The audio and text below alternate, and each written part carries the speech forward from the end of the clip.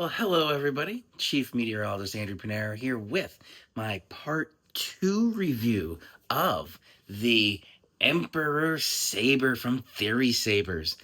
I'm very excited for this. This is very interesting, this video, because I go outside and I do some spins and flips, and we'll have some reviews and some little critiques around the Saber. Today is also the season finale of Andor Season 2. I'm very excited for that. Thus, where I'm wearing my Rogue One shirt. So I'm excited for that, excited for this review, and I hope you are too. So let's get right to it.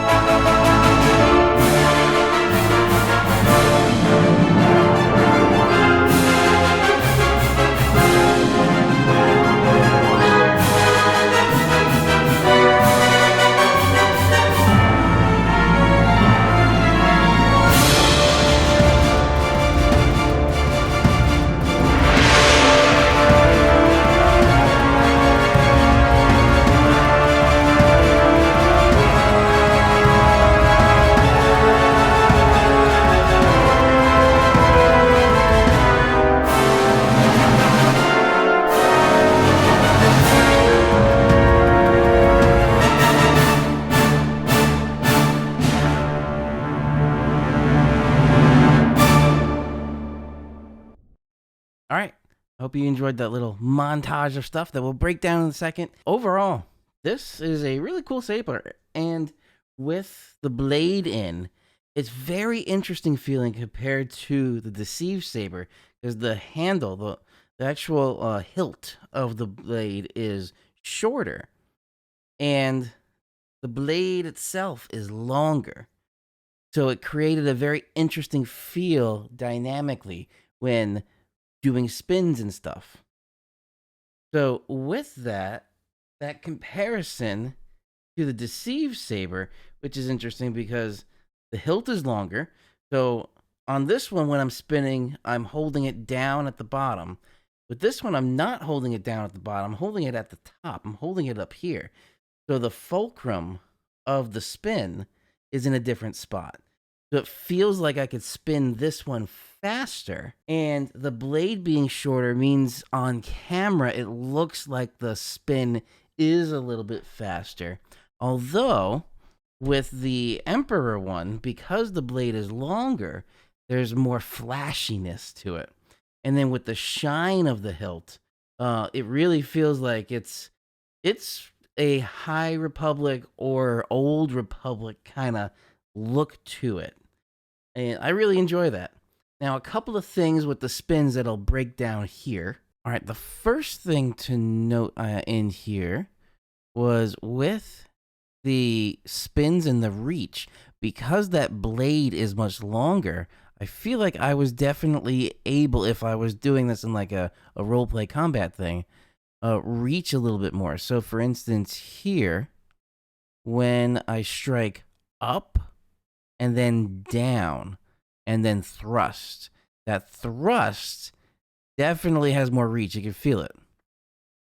With the spins, again, I was gripping down low. You see right here, low on the hilt. And that actually felt comfortable. I couldn't spin it as fast, but that's just because of the physics again. Shorter hilt, longer blade. The only other thing I'll say with the blade from here, right there, look at that curve. So when you're trying to, it looks like, battle with this, anytime you go in for a strike, look how much that flexes. Because again, this is a longer blade with a shorter hilt, so it's allowing a little bit more flex in each hit or each strike there. Look at especially that one when I twist around, because this twisting gives a lot of momentum in the swing and it flexes quite a bit there. Going down, you can't see it as much. The strikes up don't have as much room to build momentum, so it doesn't flex as much there. And then the thrust is just straight, so it doesn't flex at all. But it was really just those first few strikes there. You get a lot of flex inside there. So that's something to keep in mind, is this may not be one you want to use in a role play big battle situation unless you're doing just some quick spins and flourishes. All right, so going from that flex with the Emperor Saber, now I switch to the Deceive Saber here. So you can see the blade's just a little bit shorter, but look how much longer the hilt is. And as I'm spinning it, see how I'm gripping high? So the fulcrum of the spin gives a little bit of weight behind and a little bit of weight ahead. Also, shout out to these NeoPixel style blades. I have not added any video editing effect to this. That's just how it looks. It looks like it's movie level right there, where I don't have to do anything to it.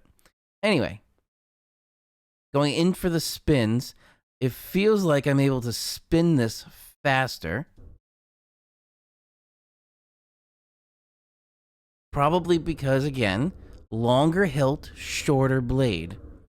And another comparison right here, when I go behind my back, the blade looks like it's going a little bit above my head level. Where in here, when I was doing the behind the back, see, it's pretty much right at my head level.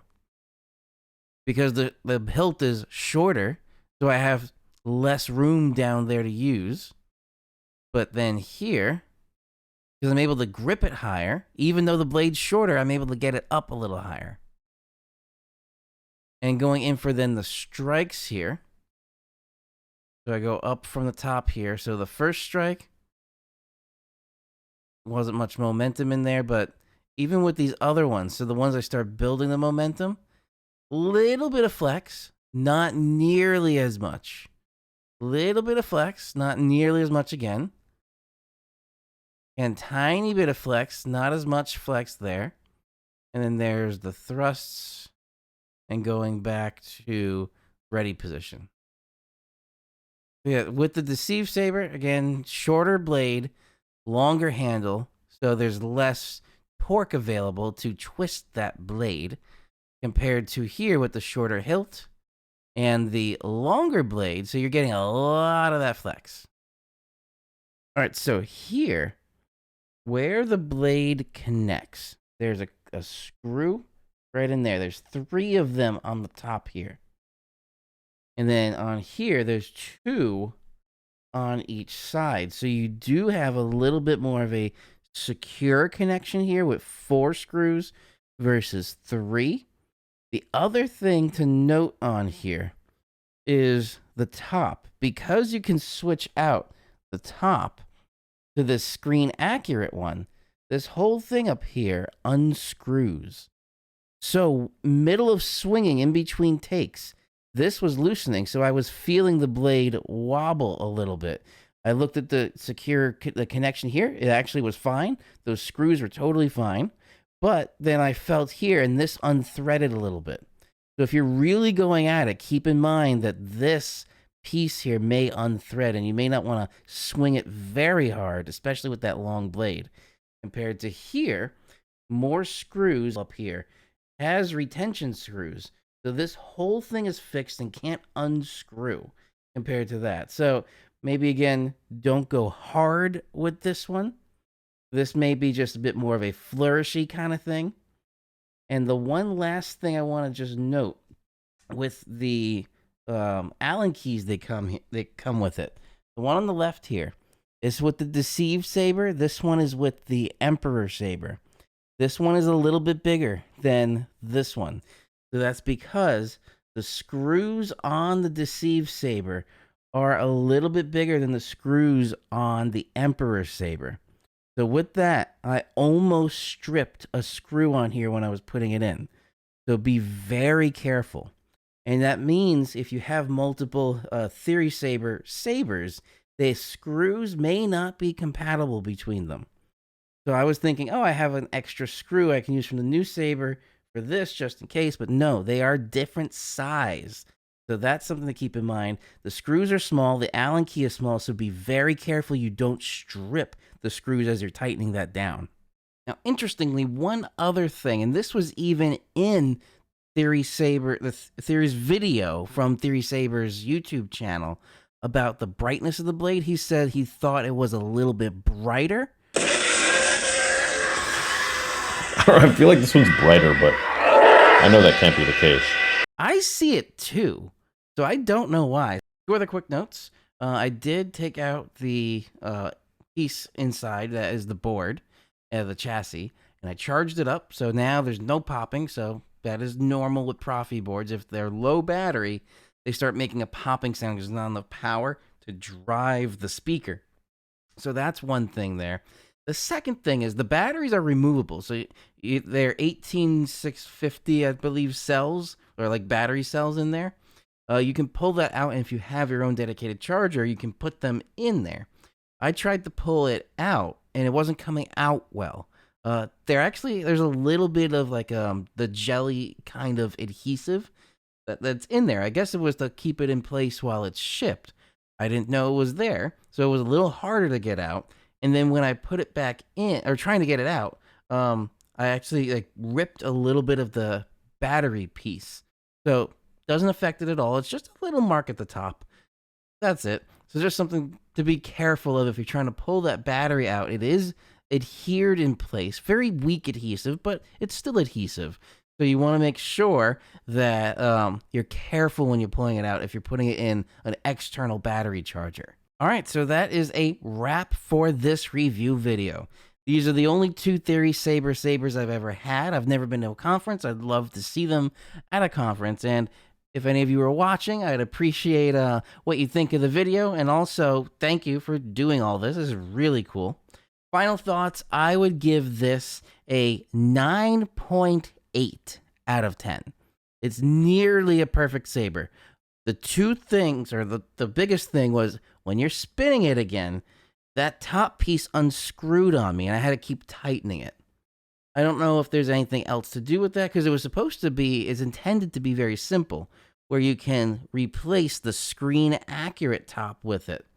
I don't know if this was intended to be used for spinning at all, but unlike the, there's actually a dual king one they had, which is big stainless steel, heavy duty, versus this, which is the polished brass, and it's very elegant, and I really like the way it looks. So be mindful of that. And the other little bit, just to kind of critique ever so slightly, those screws, those retention screws that hold the blade in place, they're small. If they were the same size as the Deceive Saber, I think they would be a little bit better, because it would prevent any kind of stripping from the Allen key. Otherwise, again, I'd say 9.8 out of 10. Beautiful saber. I'm very happy with my purchase. I didn't get number 66 to get the 5 free sabers or the $1,000, but still, I really enjoy that. And that is definitely going to sit in my collection with this Deceive Saber. And also, I've had videos with the Star Wars Galaxy's Edge Savi Sabers and Legacy Sabers, so they'll all be together. All right, that is a wrap for this video. I know it's a little bit longer, but I hope you enjoyed a look at this and a look behind like Theory Sabers and what they do with this. That's a little bit different than others. And hope you enjoyed some little lightsaber spinning that I did. If you are new to the channel, this is not the usual content. My usual content is weather. I am a professional meteorologist. So if you want to get weather forecasts for the Northeast US, maybe a little bit into Canada, and also Disney World in Florida, but I focus mostly in the Northeast US. If you want to get all those weather updates, feel free to hit that subscribe button below, and then the little bell icon right next to that so you get notified when I upload videos like this or I go live. Now, I haven't been live in a little while because I've been busy filming my Star Wars short film, A Gray Dawn. That should be coming out very shortly. I'm almost done. So You should be seeing that very shortly, and then regular programming will resume. All right, everybody, May the 4th be with you. Revenge of the 6th, all there from this Star Wars week, Star Wars month, Season of the Force, as they call it in Disney World. I hope you enjoy it again. This is Chief Meteorologist Andrew Pinero. Thank you for watching, and I'll see you all in the next video.